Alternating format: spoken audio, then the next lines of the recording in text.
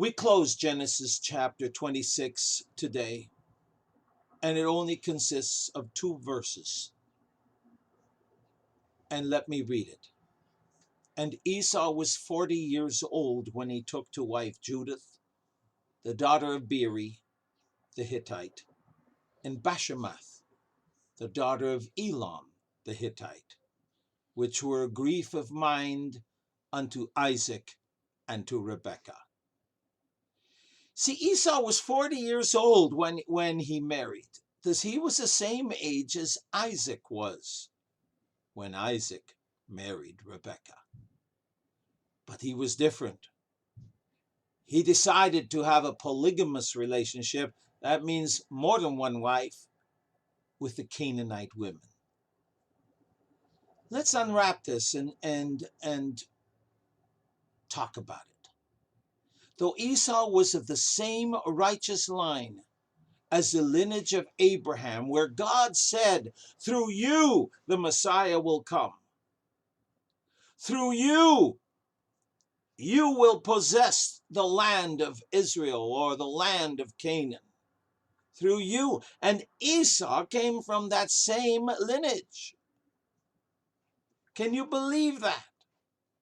So though Esau was of the same righteous line as was established by Abraham, he proceeded to bring a lot of grief to his parents. It says here that when he reached 40 years of age, he married 2 Canaanite women. I said that. Judith and Bashemath.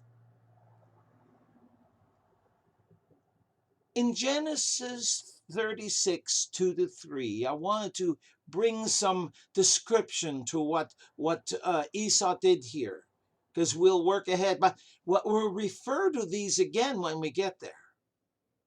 In Genesis 36, 2-3, Bashemath is called Adah, the daughter of Elon the Hittite. But you see, Bashemath means sweet smelling or fragrant. I believe this was a name given to her at marriage. Do you remember when we opened up the book of Genesis, I said that we would take the names and describe what was happening? You see, names in those days were really the nicknames. Sort of like in the New Testament, when we have Saul, who was later named Paul. Saul, he was short. But Saul, the king of Israel, was actually very tall, being a whole head taller than the tallest man of Israel. So what would be the most appropriate name for a guy that's barely 5'4" or 5'3"? Shorty. So Saul was called Paul. And that's how we know him today, isn't it? So similarly, in the Old Testament, this is what happened. They would change the names. Rebekah never had her name changed. She was called Ensnare, Rebekah. But that's another story. So Bashemath is called Adah. Adah was her original name. Sweet smelling and fragrant was Bashemath. Similarly, Judith, daughter of Beeri the Hittite, had also a name meaning the praised one. That's what Judith means, the praised one. It's interesting that when she's referred to by her changed name, Judith, she is listed as the daughter of her father, Beeri. But in her original name, as shown in Genesis 36, Aholibama, meaning tent of the height, she is listed as the daughter of her mother, Anna, the daughter of Zibeon the Hivite. Now, these are details that Moses wanted to keep. The Jews were particulars in detail. They wanted no doubt in the future as to the veracity, the truthfulness of the Bible.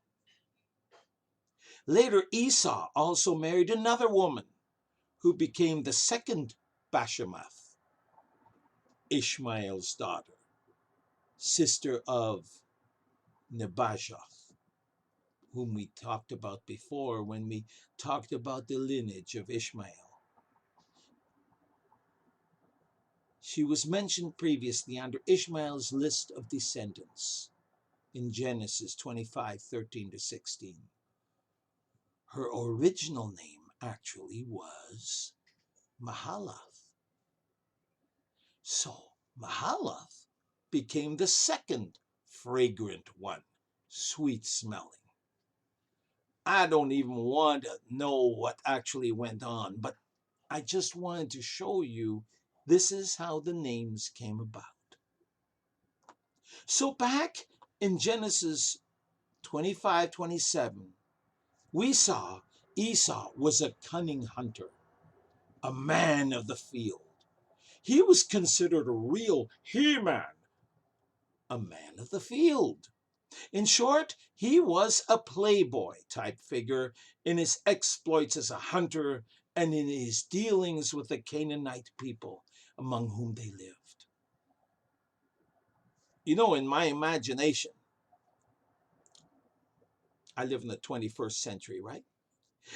In my imagination, he appears to me to be like the character of Gaston, the mighty hunter, in the story of the Beauty and the Beast.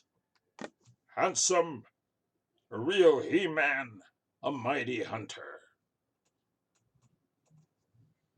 Now, there are two sad things to say about Esau's marriage, and by that we will close. First, they were totally in accordance with Esau's reckless character. He lived for the moment, not giving consequences to his actions even a second thought.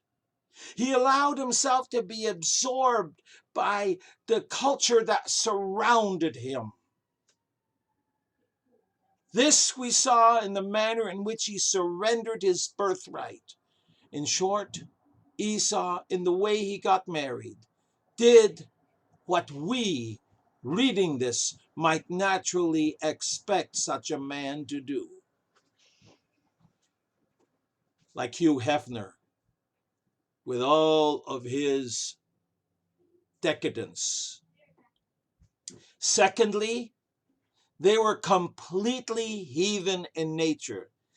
The marriages were completely heathen in nature and totally contrary to the caring and loving wishes of his parents. He married women from a heathen nation, the Hittites, whom God had cursed.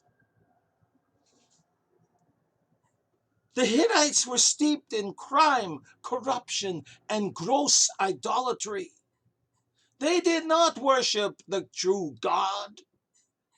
As a matter of history, Esau, in his other name of Edom, was the father of a nation who through many centuries were the perpetual, continued enemies of Israel.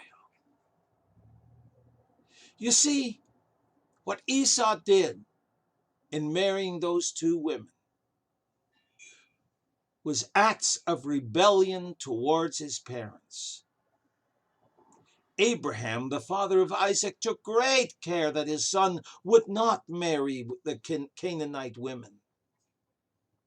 He lay a strict injunction on his servant. He said to his servants, "Don't, please swear to me, don't, for heaven's sake, don't take a wife for my son from among them." You see, this was supposed to be an example to be followed in later times.